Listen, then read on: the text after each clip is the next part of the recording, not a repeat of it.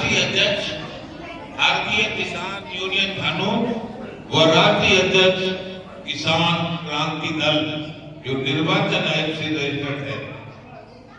मैं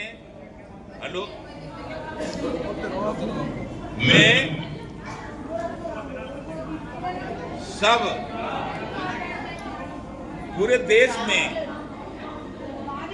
ये चाहता हूं कि किसान मजदूर महिला पुरुष सब इनके साथ अन्याय ना हो, लेकिन महसूस हो रहा है कि 600 साल इस भारत वर्ष में मुगलों का शासन रहा था, उसके बाद 200 साल अंग्रेजों का गुलाम रहा ये भारत देश।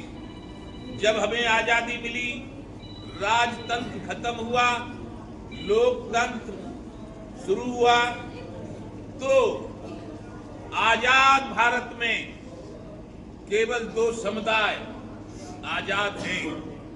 नंबर 1 राजनेता, नंबर 2 उद्योगपति। राजनेता अपनी तनख्वाह बढ़ाने के लिए, अपनी पेंशन बढ़ाने के लिए, अपनी निधि बढ़ाने के लिए, अपने संसाधन बढ़ाने के लिए, और उद्योगपति 10,000 लगा के 10 लाख कमाने के लिए। लेकिन ये किसान को जो लागत होती है वो लागत का मूल्य नहीं मिलता। बहुत सारे लोगों ने, हमने भी 79 से काम किया, 85 में राजीव गांधी से लड़ते रहे सबसे, लेकिन बुढ़ापा आ गया, 75 साल उम्र हो गई। स्वामीनाथन आयोग ने भी कहा था कि किसान को फसलों के जो लागत मूल्य है उससे दूना मूल्य मिलना चाहिए। 1967 में उत्तर प्रदेश के मुख्यमंत्री श्रीमान चौधरी चरण सिंह बने थे। 76 रुपए कुंटल उन्होंने गेहूं खरीदा था। तब प्राइमरी के अध्यापक को 70 रुपया तनख्वाह मिलती थी। आज 70 की 70,000, 1 लाख, 1.25 लाख हो गई है। और 76 के अभी जो किसान का था गेहूं 76,000 के 76,000 के 6,000 भी नहीं हो पाई। इसलिए ये किसान मरता है, आत्महत्या करता है। और मेरे खुद के पुत्र ने जब आलू फेंका था नोटबंदी में, 24 जनवरी सन 18 को 35 साल का था बेटा ओम प्रताप सिंह। बहू मेरी विधवा हो गई, नाती नातनानाथ हो गए, लेकिन उसने कहा था मैं जा रहा हूं पर अर्जुन बन जाना। जब से अभिमन्यु मरा था, फिर अर्जुन ने संकल्प लिया था कि अब किसी को नहीं मरने दूंगा।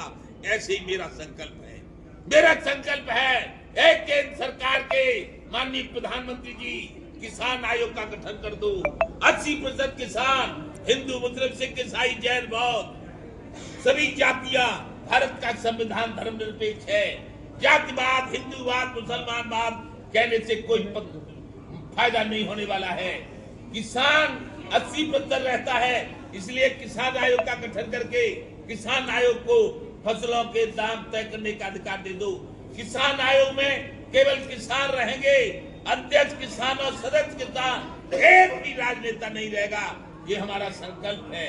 उसके बाद यदि किसान दुर्घटना में मर जाता है तो केंद्र सरकार में पास कर लो, पूरे भारत के किसान को कहीं भी मरे 1 करोड़ रुपया मुआवजा दिया जाएगा। जैसे हमारे कुछ दिन पहले कानपुर में हमारे पुलिस के भाई शहीद हुए थे तो उनको 2 करोड़ दिया जाएगा। हम चिल्ला बॉर्डर पे थे तो 525 पुलिसकर्मी और 110 मीडिया कर्मी घायल हुए थे। मीडिया हमारा इस लोकतंत्र का चौथा स्तंभ होता है। पहला राज्यपाल का, प्रधानमंत्री, मंत्री, मुख्यमंत्री, मंत्री, एमएलए, एमपी, ये जो राजनेता होते हैं इनको पूरा आनंद है। दूसरी होती है उसके बाद कार्यपालिका, कमिश्नर, डीएम, तहसीलदार आजाद, ये भी आनंद लेते हैं, तनख्वाह मिलती है। उसके बाद न्यायपालिका, उनको भी तनख्वाह मिलती है। चौथा स्तंभ मीडिया, उसको कुछ नहीं मिलता। लेकिन चौथा स्तंभ मीडिया के बिना ये लोकतंत्र अधूरा रहेगा। यहाँ की रिपोर्ट वहां, वहां की खबर वहां, यहाँ की खबर वहां। तो हमारा कहना है कि यदि मीडिया पे कोई हमला कर दे और घायल हो जाए तो 2 करोड़ रुपया दिया जाए उसके परिवार को, और यदि बिल्कुल ही शरीर छोड़ जाए यानी खत्म हो जाए तो 4 करोड़ मुआवजा दिया जाए मीडिया कर्मियों को। और जिनके बल पे ये भारत अब आजाद है, वो बल है, वो प्रधानमंत्री का बल नहीं, वो मुख्यमंत्री का बल नहीं, वो राष्ट्रपति का बल नहीं, वो बल है थल सेना, जल सेना, वायु सेना, बॉर्डर सिक्योरिटी फोर्स, सीआरपीएफ। उनके जवान, उनके शहीद, उनके अफसर यदि शहीद होते हैं तो उनके परिवार को 5 करोड़ रुपया दिया जाए। आजकल क्या चल रहा है, शहीद हो जाता है, लाश पहुंचा दी जाती है, फायर कर दिए जाते हैं, फूल चढ़ा दिए जाते हैं। इससे क्या होता है?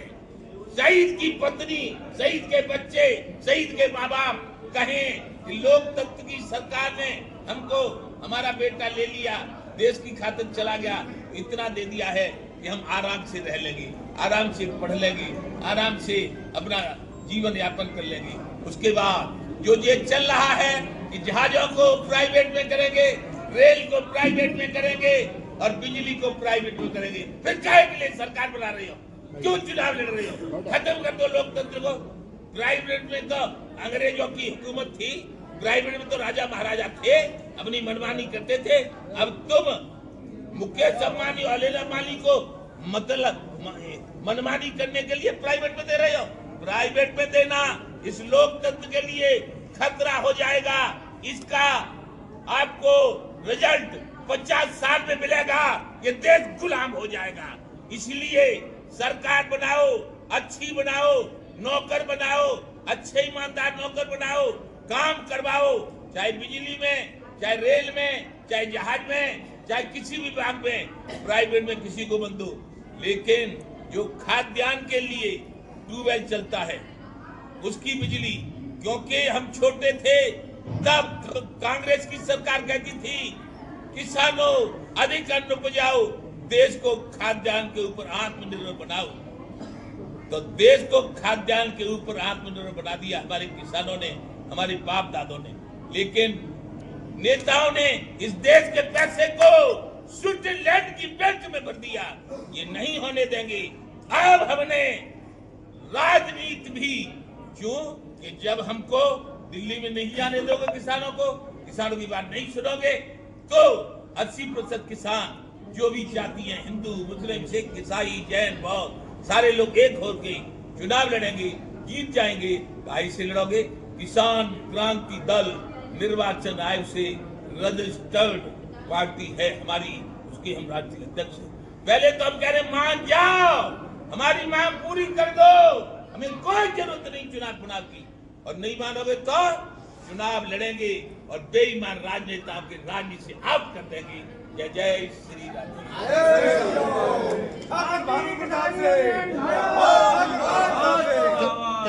किसान यूनियन मानो। दूसरा सवाल है, आपकी सरकार से कई बार वार्ता हुई, किसान आयोग, खाद की समस्या, सिंचाई की समस्या, इस पे आपको क्या लगता है? सरकार का वो काफी इससे ये लगता है कि केंद्र सरकार के लोग बेशर्म हो गए, केंद्र सरकार के लोग राक्षस प्रवृत्ति में आ गए, केंद्र सरकार पे रावण की नीति आ गई है। इसीलिए हमने भी कह दिया है, जो किसान की बात करेगा अब वही देश पर राज करेगा, जो हमसे टकराएगा वो चूर चूर हो जाएगा। रावण भी कहाँ माना था? अरे समुद्र भी कहाँ माना था? तब भगवान ने कहा था विनय न माना जलद जड़, गए 3 दिन बीत, बोले राम सको तब भयविन होते प्रीत। जब इनको डर लगेगा कुर्सी जाने का, तब ये मानेंगे और इनके पुरखे मानेंगे। जय जय श्री राधे। प्रताप सिंह, जी तीसरा और अंतिम सवाल ये कि सरकार आपकी मांगे नहीं मान रही, आप लगातार संघर्ष कर रहे हैं, इसके लिए कोई आपका टारगेट, कोई आपकी कार्य योजना? हाँ, हमारी कार्य योजना यही तो है। यही कार्य योजना के लिए तो मैनपुरी में आया हूँ, जगा रहा हूँ पूरे भारत को। पदाधिकारी राज्य पे, पदाधिकारी प्रदेश पे, पदाधिकारी सब मोर्चों पे। मैन बॉडी शांत रहो। मेन बॉडी छात्र मोर्चा, युवा मोर्चा, महिला मोर्चा, मजदूर मोर्चा, व्यापार मोर्चा, शिक्षक मोर्चा, सैनिक मोर्चा, डॉक्टर मोर्चा, मीडिया मोर्चा, अल्पसंख्यक मोर्चा, ओबीसी मोर्चा, अनुसूचित जाति मोर्चा और भारतीय किसान यूनियन किसान मजदूर मोर्चा, सारे मोर्चे हैं, सब कुछ है, सबको जगाया जा रहा है।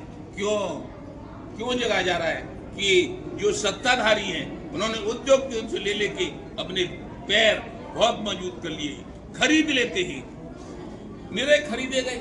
हमारे जो ज्योतिरादित्य सिंधिया थे, कांग्रेस के बड़े नेता थे, खरीद लिए, भाजपा में आ गए। जो भाजपा में भाजपा कांग्रेस में रहता है तब तक बेईमान रहता है। वो थी, कौन सी थी माँ महिला बेचारी,